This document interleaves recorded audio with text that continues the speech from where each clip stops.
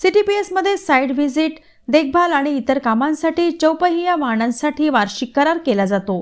त्याची निविदा काढली जाते. यामध्ये प्रशासनाकडून कामाचे परचेस ऑर्डर जारी केले जातात.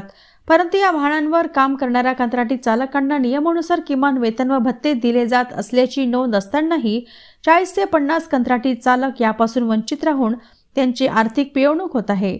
वाहन चालकांवर होत असलेल्या अन्यायाबाबत मनसे कामगार सेनेचे प्रदेश उपाध्यक्ष सचिन भोयर यांनी मेजर गेट समोर गेल्या 7 दिवसांपासून बेमुदत आंदोलन सुरू असल्याची माहिती पत्रकार परिषदेत दिली. मागण्या मान्य न झाल्यास आणखी तीव्र आंदोलन छेडण्याचे संकेत त्यांनी दिले आहेत.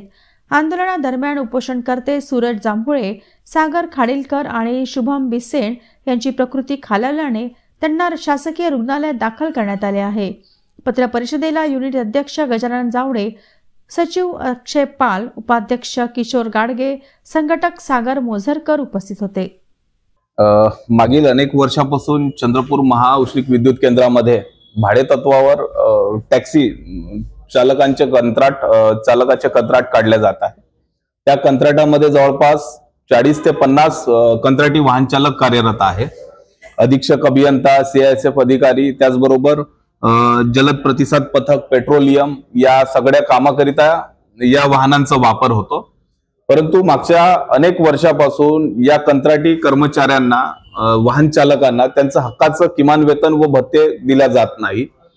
कंत्राटदारांकडून यांच्या जेवढंही वेतन निघते, भत्ते व किमान वेतन जोडून ती पेमेंट शीट प्रशासनाला सादर केल्या जाते. परंतु प्रत्यक्षात वाहन चालकांना हे 9,000, 10,000, 12,000 अशा पद्धतीचाच पगार ते देत आहे.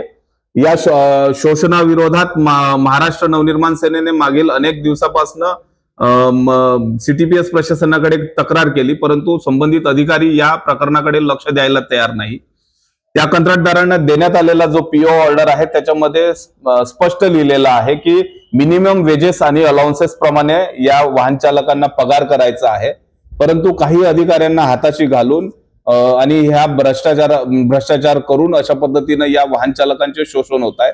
यामध्ये प्रामुख्याने Messrs Pathan brothers taxi service, Messrs Vaishnavi enterprises taxi service, Messrs Samayank tours and travel service, Messrs RSS travel service आणि मेसर्स गुरुकृपा ट्रॅव्हल सर्व्हिस.